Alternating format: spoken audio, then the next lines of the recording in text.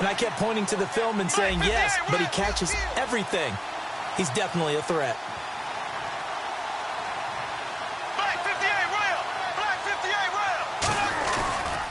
They'll give it to him right up the gut. And this carry not as productive. He's swallowed up at the line of scrimmage. Well, I think we know by now that every run is not going to be broken and get all the way to the end zone. But these short ones still have their value. You can still set up your play action and throw the football. You control the clock because you have the ball and they don't. And often the physicality sets the tempo for the game. Third play here, this opening drive, as they're up against a 3rd and 5.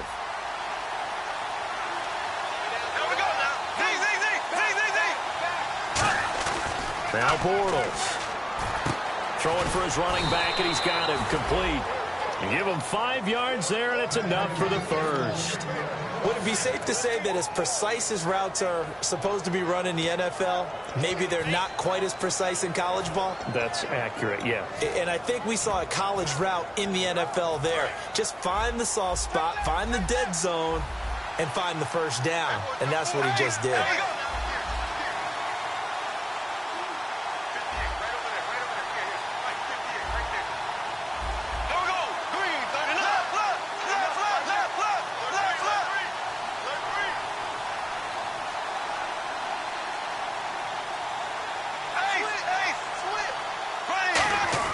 On 1st and 10, here's Bortles.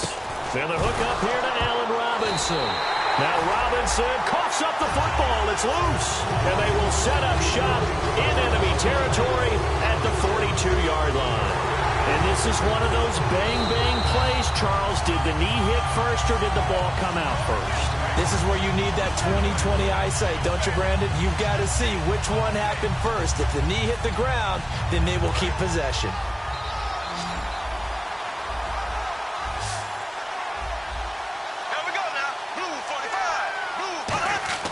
Bortles to throw on 2nd down. Caught out left side by Robinson. It's a 10-yard pickup, and it moves the chains. A little football 101 there. You just see the receiver try to run down the defender, meaning he goes right at him, and really trying to move him a little bit towards the center of the field so he can put his foot in the ground and break to the out, to the sideline, and make a catch.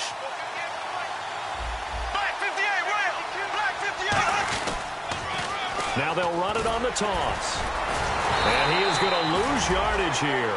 That's going to go as a loss of 2, and it'll be 2nd down. This is going to sound a little strange, but that was a really nice effort because he broke a tackle and almost sprang free, but it still ended up with a loss of yardage. The defense won that battle. Now Bortles throwing on 2nd down. Steps away. He's going to get this one out to his fullback. Just a 1-yard pickup on the play, and that's going to lead to a 3rd and 11. And now the starting defense for the Browns. Manti Te'o continues to evolve as a linebacker. Known for his ability to cover the pass coming out of college, he's had an excellent run-stopping ability along the way.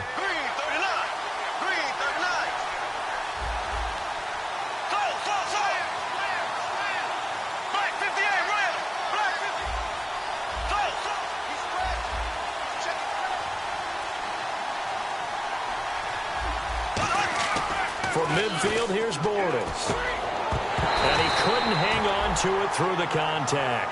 Incomplete. And that drop will cause a little bit of angst for the play caller because you know they've worked all week game planning and flexing the tight end out and making him a matchup issue for the defense. They had what they wanted, and he drops the ball. Man, just couldn't hang on to the slant. And he'll get this away into the icy winter air.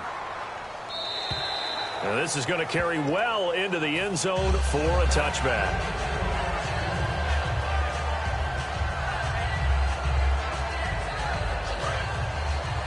The defensive line disperses a little bit here, maybe expecting a pass. They come out with 1 back and 3 tight ends. A first carry now. This is Hill.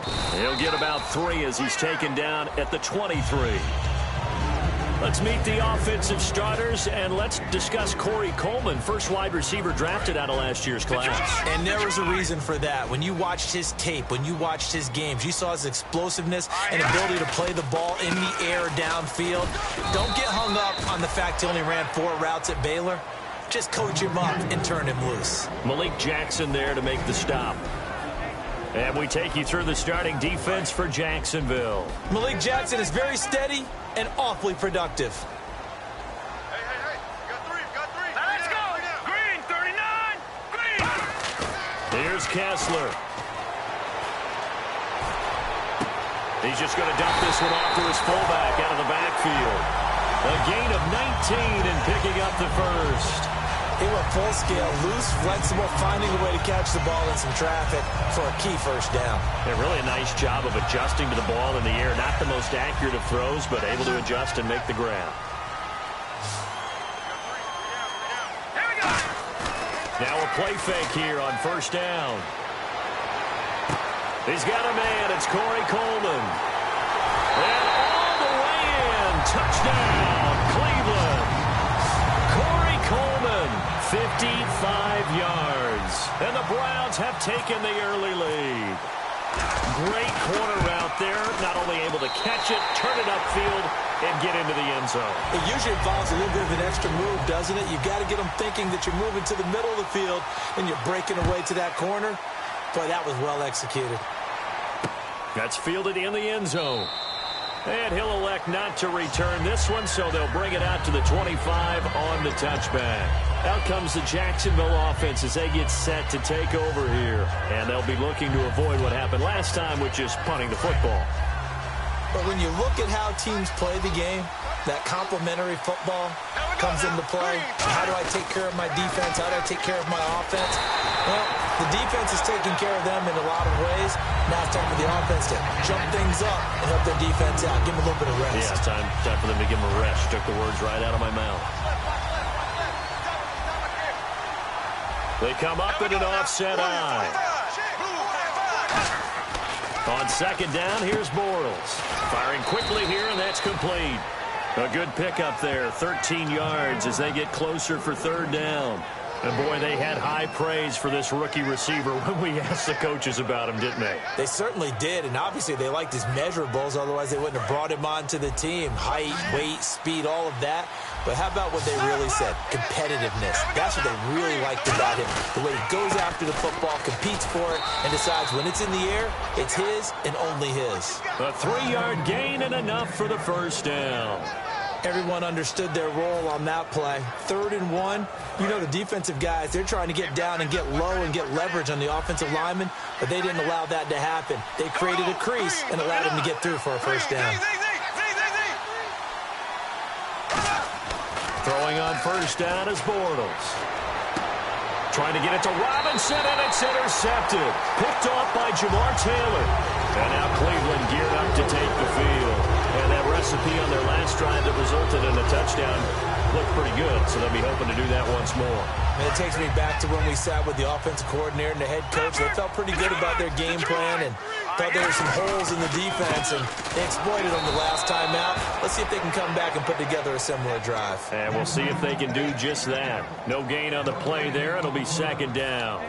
And as a defensive end, getting off the ball quickly, swarming to the football, making a tackle, that's what we saw right there. Yeah, that's what their job is, and really a lot of the time they have to throttle back a little bit in the run game because you know those defensive ends, they're like in a sprinter stance. They're just headed straight for the quarterback. That was good recognition on that play to hold them to no gain.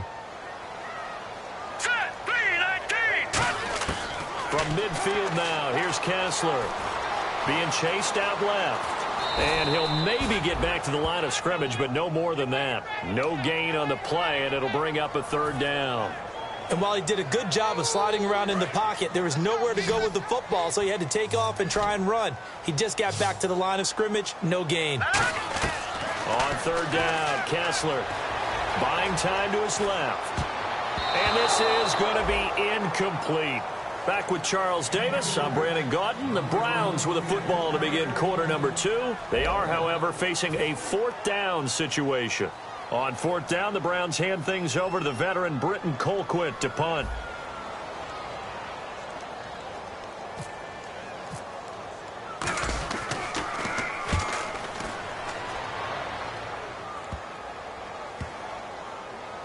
And a nice job here on special teams. This will be down inside the 10 at the 8-yard line. Here comes the Jaguars offense as they get set to go again. And following the interception, we'll see what they can put together on this drive. I can hear my old college coach right now. He always used to tell us before every game, the team making the fewest mistakes will win. What they're hoping is that last mistake is their only one of the game. Coaches, that's all they talk about, turnovers, right? Minimizing those and maximizing opportunities. That's a good play by the guys on the defensive side of the ball. Held them to a gain of 2. And that changes the playbook a little bit now for the guy calling plays. 2nd and 8. Now he's got to probably think about going to the air instead of maybe staying with the ground game. And he's going to drop this off to his fullback. It's a 4-yard pickup, and just like that, it's 3rd down. I wouldn't be surprised to see the next step in utilizing this position is to actually utilize more of a scat back in this spot. Because we saw the catch there, right? He made it. But he's a bigger, stronger guy, maybe not quite as elusive as maybe someone else you would put there. Yeah, didn't get the big yardage there you might out of a smaller back. Bortles now to throw. This one complete to his fullback out of the backfield. It'll be a pickup of just 2, and it'll be 4th down. Here's Brad Nordman now, standing just about on his own goal line. One hallmark of good defenses is understanding the game, understanding positioning, and tackling immediately in the secondary after catches. I think we just saw that on display right there. Got to him before he ever had a chance to think about turning it upfield. Fielded at about the 28. We'll call that a punt of 54 yards. Well struck. And the Browns will take over 1st and 10. And now Cleveland geared up to take the field. And a tight game after punting last time. See if they can get something going on this drive. As they head to the field now, with the game this close, you've got to feel there's a sense of urgency for them going on offense right now. But they have to do it without letting panic creep in and affect their play. Call it a gain of 4 on 1st, and that'll make it 2nd down. Not a run that you're going to write home about, but still a good 1st down run. That's what an offense calls staying on schedule. 3 to 4 yards on 1st down, you're set up very well for the rest of the drive.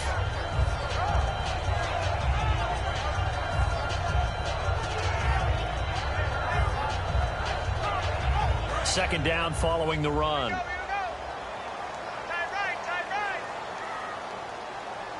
we go now. Green, 39. Watch it now. Detroit. All right, here we go. Green, 19. Again, it's Hill. Cut back to the left. And a cutback to the sideline. And he eventually goes down, but not before reaching the 30-yard line. Coach hinted to us that we may see some old power football here in this game. We got a taste of it on that 1st down run. I love how he handed it to us, and then when we were watching practice, we were watching what they call inside drill with the offensive and defensive line, and they kept putting more defenders on the other side and saying, block that. I don't care how many guys are in there. I want to run the football this week. And, boy, it has paid off for them in this game. Now a 1st down carry. It's Hill. And he is met at the line of scrimmage, and he goes down right there. Call it no gain on the play, and it'll be 2nd down. So nothing there. I don't know that that's all in the back, though. You got to look at blocking there, don't you? I would agree with that totally. At some point, they have to win at the point of attack. Instead, it was the defense getting it done again and holding them to no gain. On 2nd down, Hill. And he's got about 5 yards as he's taken down right at the 25. Frustrating for a defense, energizing for an offense. Finding a way to create that type of yardage in your running game, that'll make the guys carrying the ball very, very happy. Kessler now to throw. Screenplay, Johnson. And he'll be brought down at the 21, just shy of the 20 in the red zone. 3rd down, still 14 yards left. Patriot. Watch it now.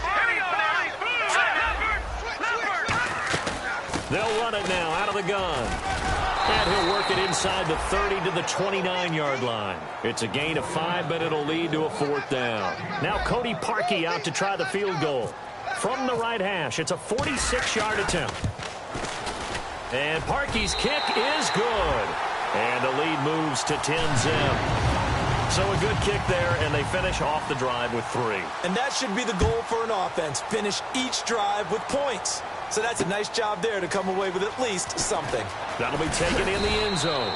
And he will be brought down here at about the 17-yard line. Out comes the Jaguar offense now as they get set to take over. And 3 and out on the last drive. No points on the scoreboard. A little soul-searching now. I would say so, and they need to help out their defense a little bit. They've had to be on the field a lot more than normal, put them in some tough spots. But what's the old adage? When you get another chance, it gives you a better chance to do it right. He'll get a nice chunk there on the first down run, and it's 2nd and 4. First play of the drive, let's give credit all around. Excellent blocking, but the guy carrying the ball, he was the finisher. A really nice run. And the 2-minute warning lurking. This will probably be the last play before we hit it. Yeah, they want to get themselves in position to score in this last shot before the clock hits. Now Bortles throwing on 2nd down. It's a short one here, complete to his tight end. 1:59 to go in the first half. Back with more AFC playoff action after this timeout. First down and 10 now for the offensive group. They come up in an offset eye. On first down, Bortles. And it pops free. The collision there jarred the ball loose and brings up 2nd down. It looked like they had something there, but I think that he was thinking about running with the football before he actually hauled it in, and that led to a big drop.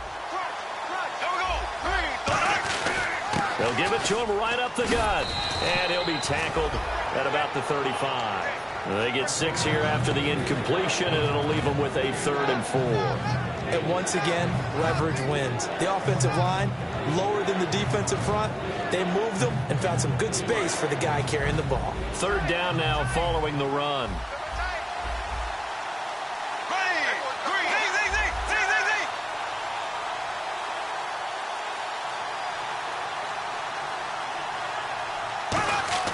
Now Bortles. Toward the sideline. Did he keep the feet in? Yes, he got them both down, says the side judge. And that's good enough for a first down. And Brandon, from our time in college football, where receivers weren't running the traditional NFL route tree, one thing they did learn, find open areas, find soft spots, and set up and catch the ball. And I think we just saw that there. Yeah, we saw that indeed, picking up the first. Now they'll run it on the toss. And he'll fight his way forward to about the 48-yard line. Give him 3 on first down. It'll set up a 2nd and 7. Tough day, tough sledding right there, and it's been that way the entire game. Not a whole lot of room to ramble for him. Yeah, you're right. It's been that way all afternoon. Didn't get a whole lot better there. Now they'll run it on the toss. A strong running. That's going to be a 6-yard gain. It leaves them with 3rd down and just a yard to go. Now whistles come in. We're going to get a timeout here by the offense. It's just their first, so they'll have 2 remaining here before we get to halftime.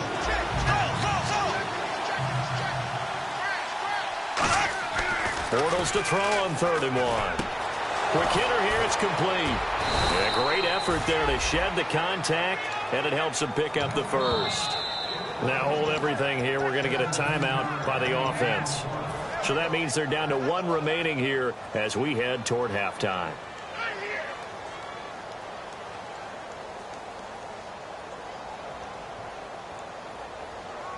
Fresh set of downs here. They come out here in the eye.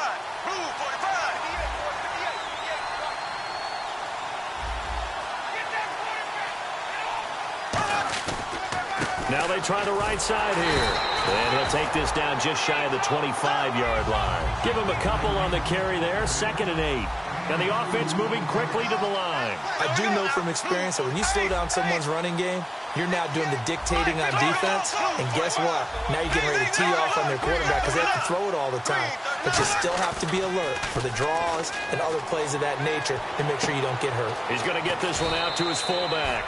It's a gain of 5, and that'll make it 3rd down. I think we need to come up with a different name for this position. We keep calling it the fullback position. That doesn't necessarily mean it's a fullback, but we know this. Whoever's coming out of that spot is usually bigger and stronger, and they may not run away from people, but they'll run through them. Yeah, able to shed tacklers. We saw it right there. Bortles going to try and throw on third down. Incomplete, and we're down to 8 seconds now. Looked like they had an opportunity for a big play across the middle, but he didn't have the concentration or the focus necessary and dropped it before he could haul it in.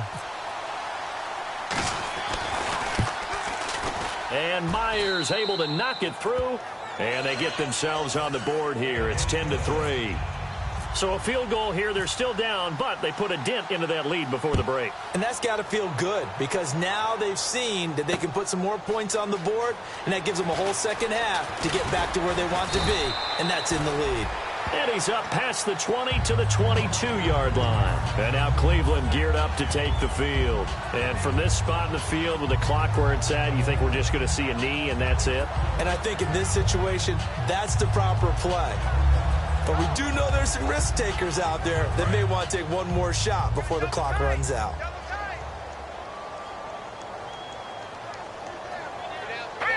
And with time running down, they go down to a knee. So it's on to halftime in this AFC divisional round matchup, as we'll send you down to Orlando, where Larry Ridley has our EA Sports halftime report. Larry? Both teams appear ready for the fight ahead, and we resume action here in quarter number 3. And no return on this one as the fair catch is signaled for and taken. Here's the Browns offense now getting set to start off this third quarter. They have the lead. Now they'll be looking for some separation here as we begin the third quarter. I like the way you term that because now I think they go a little bit deeper into their playbook. They like what they did in the first half. That worked okay. But in order to get the separation that you just talked about, change things up a little bit.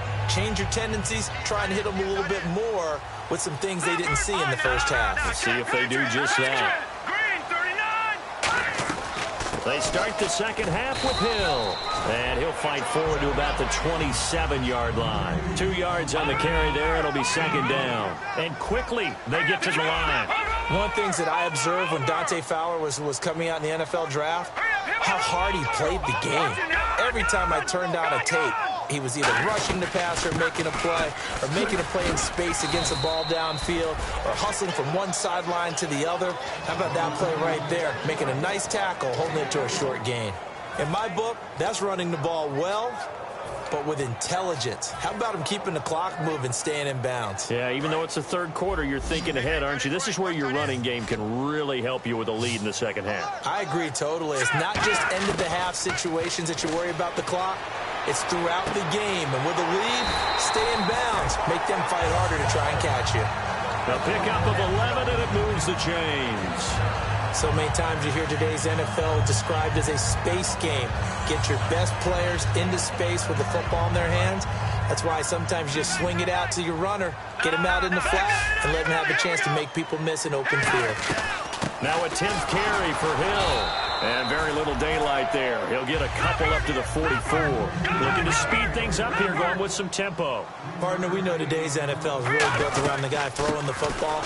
But these short runs, they still pay dividends because they can take their toll on a defense, and they can add up as the game goes along. You control the clock, you control the ball, and that way you often control the game.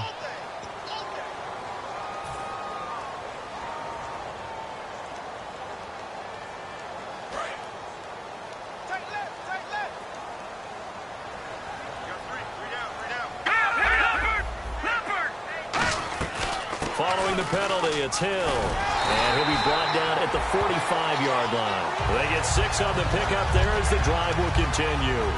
But we always talk about good down and distance, allowing offenses to expand their playbook. Well, 2nd and 2, that means your playbook's wide open. You can run just about anything. But a lot of times, the play caller, he just looks down at his sheet, sees the short yardage runs, and goes to one of those. Shift together here from the D-line. They'll run it now out of the gun. And he's going to fight his way forward here for a modest gain. It's a 7-yard carry to set them up with a 2nd and 3. This drive is turning into an extended one, and the guy carrying the ball, he's becoming more like a body blows guy. Every carry is putting some damage on the defense. So after a while, I'm not too sure how many guys are going to want to run up and tackle him. They'll run it now out of the gun. And he's going to get this inside the 30. They pick up 12 on the play there, and they move the chains. Well, that's the desired outcome coming out here in the second half of being able to run the football and establish a little bit of pace and maybe even a bit of dominance at the line of scrimmage. And they want that to continue. Way too early to think about this being ball control time. But the way they're running it, you got to think they may want to continue that and see if they can go ahead and grind their opponents into submission.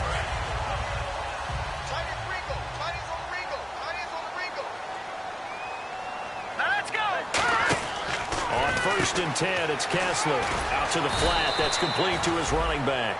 A first down screen pass, good for 5. I know most of the time when the ball's in the air, you're thinking wide receiver, tight end, but running backs can be a big part of any passing offense nowadays. On the run, it's Crowell.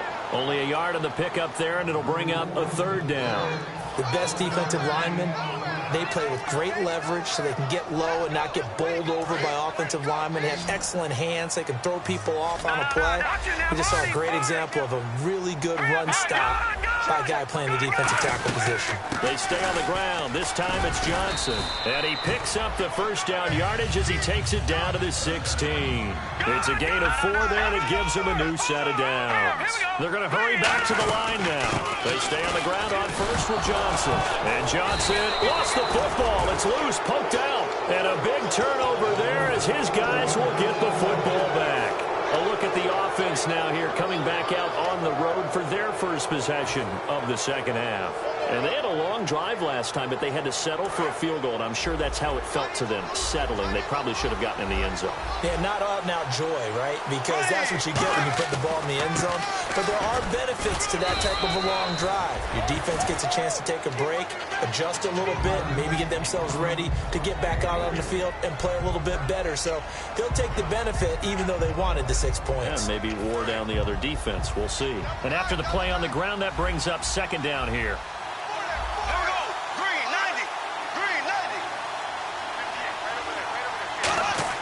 Bortles to throw on second down. Looking middle, and that's complete. And he'll get this up to the 34-yard line. And the play goes for 19 yards, gives him a new set of downs. Well, clearly one of his advantages as a passer is his height, sit back in the pocket, fired over the middle. That makes things tougher defensively, doesn't it? It really does, because your goal is to move the quarterback off his initial spot when he gets his drop back completed. But when you have that type of height, he can stay in there. If he's willing to take the hits and just fire over the top, which saves him time and actually completes a play a little bit quicker than it normally does for a quarterback who has to slide and find open space to throw.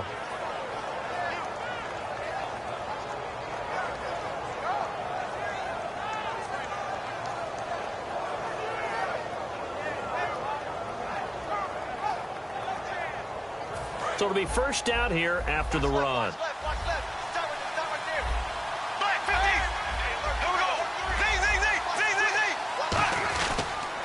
Here's a carry for a former starter. This is T.J. Yeldon. And he'll be taken down right around the 41-yard line. 8 yards on the pickup, and now they'll have some options on second and short. Some runs are blocked so well, you almost forget that someone has to carry the ball to gain the yardage. The leverage by the offensive line to create space up front, really well done. They'll give it to him right up the gut. And he got blown up, losing yardage on the play back at the 44. So he loses 3 yards there. Now third down.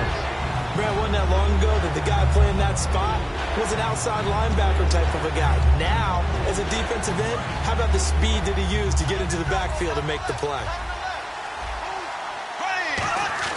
Bortles going to throw. Going to throw right side here, complete. So he fought off the tackle, and that effort gives him the first before he's brought down. And give him 17 yards that time, as that'll move the chains. Did you see that route the way that I did? I thought he was trying to get deep. Yeah, that first. wasn't the first option. No, it came off of that guy, the deep guy, and came underneath on the drag, completed it very well. They'll send the tight end in motion left. Now they'll run it on the toss. And he went nowhere. He'll lose yardage back to the 29. And we're back now here in Cleveland. It's Jaguar football, but a little work to do for them. They trail here as we start the fourth.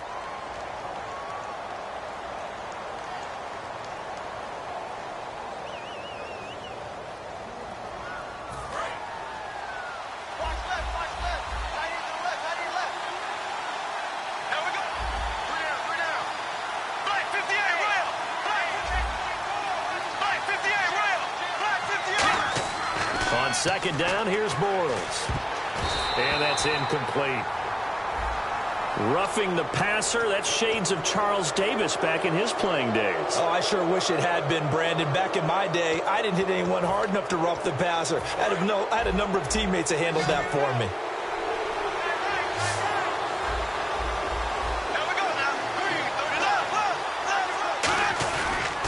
And they'll go ground game here with a tailback.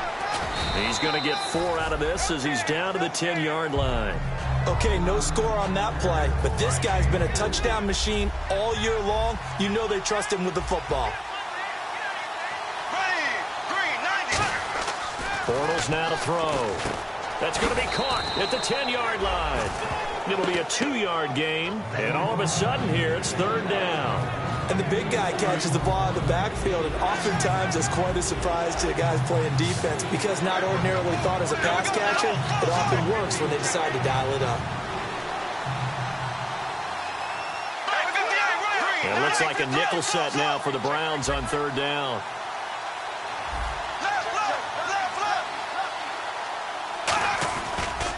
And he'll give it here to his running back.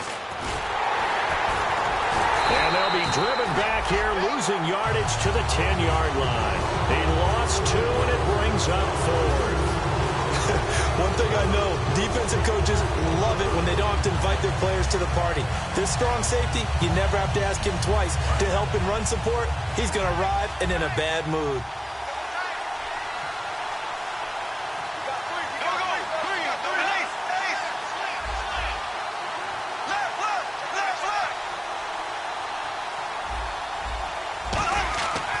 Bortles got to have this one. And no, it's incomplete. The Jags come up empty on fourth down.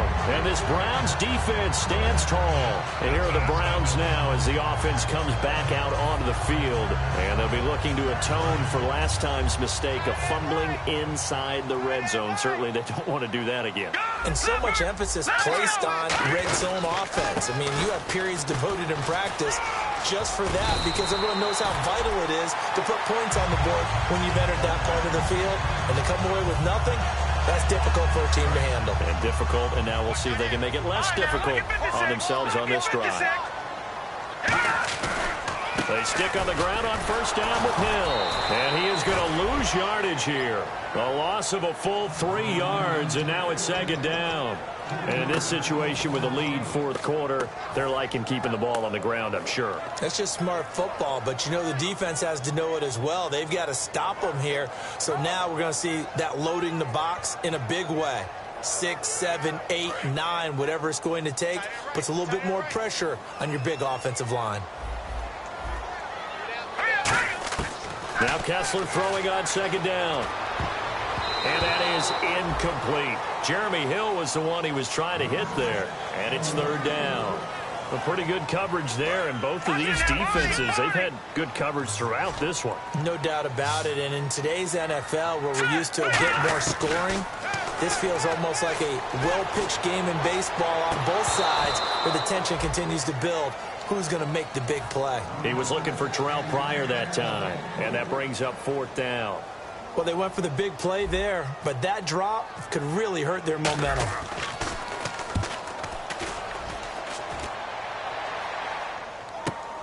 It's taken to the 26. Give him 11 yards that time on the return. And out will come the offense as they take over. The Jaguars offense now heads back onto the field. They had a great drive going last time. They were moving the ball, and then all of a sudden it just stalled out.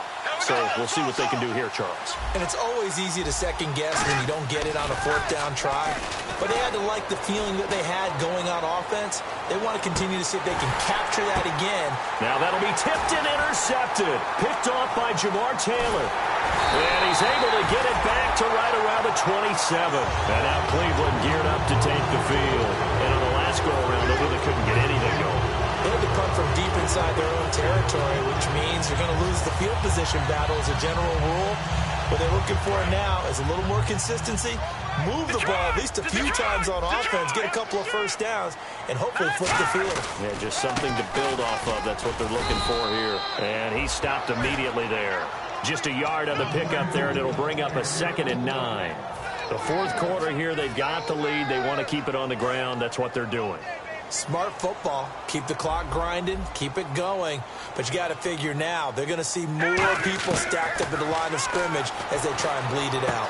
And the hit jarred it loose. It's incomplete.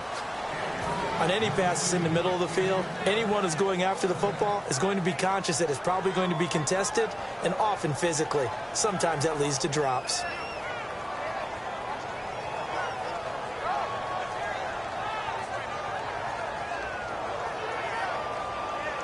Getting late here in the fourth, and if this team has any chance to win this football game, their defense obviously needs a stop here.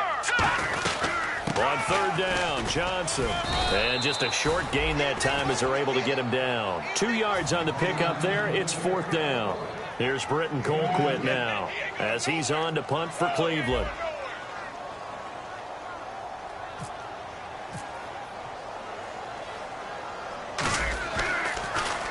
He's averaging just under 50 yards a punt as he gets this away. This is taken at the 15. So possession goes over here on the punt. And the Jaguars go on offense, first down and 10. Out comes the Jacksonville offense as they get set to take over here. And last time, one play interception. So this offense, they should be fresh. That's a good way of putting it. And I can't wait to see what they decide to do with play calling. Because a one-play drive where you throw an interception, a lot of people think the very next time out, run the football, don't give them a chance. Maybe play action. I think maybe you go play action, show your quarterback, get a little confidence in it, and let him fling another one. He's just going to dump this one off to his fullback out of the backfield. And they get him down, but not before he takes it across the 40-yard line. And they pick up a first down, and that came out of the fullback position. But as you and I both know, that doesn't necessarily mean that's a fullback playing in that spot. Well, times have changed, right? The old school fullback doesn't really exist anymore. We're not getting that same player out of college. With all the spread offenses, not very many pro style, where you actually have a true fullback. We're having to make do in the NFL and put guys in that spot who emulate it but aren't necessarily that position.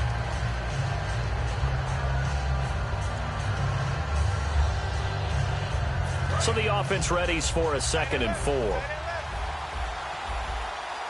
They come out here in the eye. And they give this time to the tailback. A 3-yard pickup on 2nd and 4. Now they'll need to convert here on 3rd and a little more than a yard. Some of the most unselfish players on any football team, defensive tackles, because we ask them to just eat up blocks and allow other people to make tackles. And when he can make the play himself, as we just saw there, that's a big day. And he gets this one across midfield for the first down to the 46. 3rd and 1, who are you going to call? Not the scat back. You go with the big man. Hand him the ball and let him get upfield and pick up a first down. So the offense has it 1st and 10.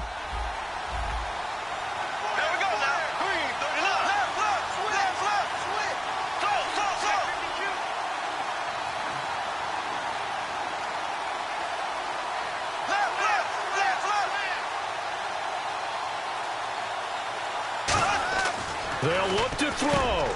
He's got a man. It's his fullback. And this time he's able to take it down to the 42. 4 yards on the pickup, and it's a 2nd down. And that's one of his advantages of a passer, is it not? With his height, setting back there in the pocket, firing it over the middle, he can really see everything clearly. It is, and I know that other quarterbacks get it done different ways, all right? You don't have to be his height to make a great play.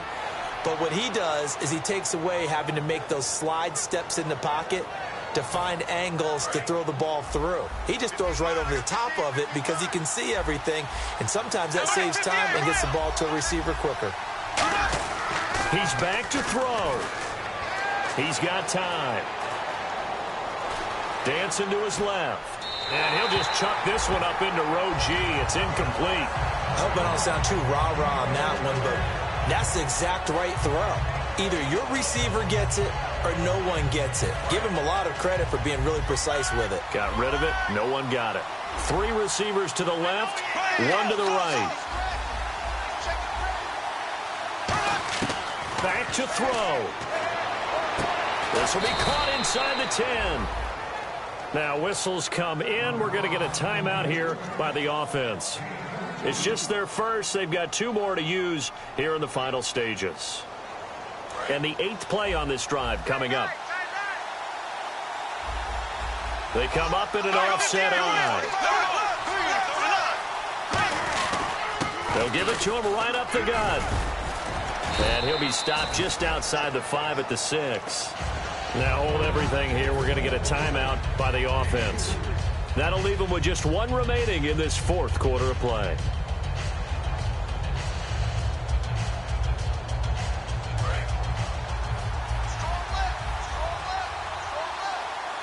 They come out here in the eye.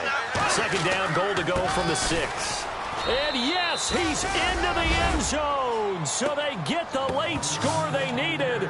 And now the extra point can tie this thing up in the final minute. And while it appears the heavy lifting was accomplished by scoring the touchdown, they're still down 1.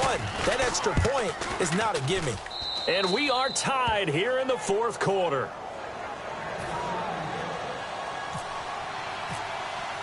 Set to go now with the kickoff. These 2 teams all even again as we continue in this wild 4th quarter. That's fielded in the end zone. No, a nifty juke there. Not much fun for a guy trying to tackle it. And now Cleveland geared up to take the field. They have a little bit of time here to get into field goal range. Not much. In a tie game, you don't want to do anything crazy, right? I agree with you on that one. Risk reward, okay? If you go for it, what is the absolute reward on this? But the risk is probably greater. Run the clock out, get to overtime, and try and win it there. All right, we'll see if they do just that. Now he'll escape to his left. And now look at this. Big gain, but a fumble. And the Jags grab it. And they take over. They'll set up shop at the 46-yard line. And out now comes Jacksonville as they get ready to go. Tie game, probably time for one final play here. What do you do in this spot? Now you're thinking about Hail Mary. You've got to find a way to heave it all the way towards the end zone and give yourself a chance. Your time management sheet tells you with this amount left on the clock, you don't get cute and try and get 2 plays. Because if you... And this is going to be intercepted. A great read, and it's picked off. And they are going to set up shop at the 40-yard line. And now Cleveland geared up to take the field. They, of course, tie game, would like to avoid overtime if they could. And a lot of people would go ahead and play it safe here and get to overtime and try and win it there. But, you know, sitting up here in the booth, take some gambles. I say let's go for this thing, try and push it, and maybe catch the defense back on their heels a bit. See if they do that. He's going to look deep, and this is going to be intercepted. A great read, and it's picked off. And he's going to go down as time has now run out on this game. Overtime in a playoff game, awesome setup. Remember, the rules the same as they would be in the regular season. That's exactly right, Brandon. Remember, the receiving team, if they score a touchdown, game is over. But if they kick a field goal or don't score, the other team gets a chance to get the football. They get a possession. If they go down and score, they win the football game at that point. If both teams kick field goals, we keep playing. If a defense scores, let's say the receiving team gets the ball, doesn't score, or they throw a pick 6 or fumble, gets picked up, the defense scores, game over. But here's the best part. In the regular season, only 1 period is played. We could call it a tie. Here, we're going to play until we have a winner.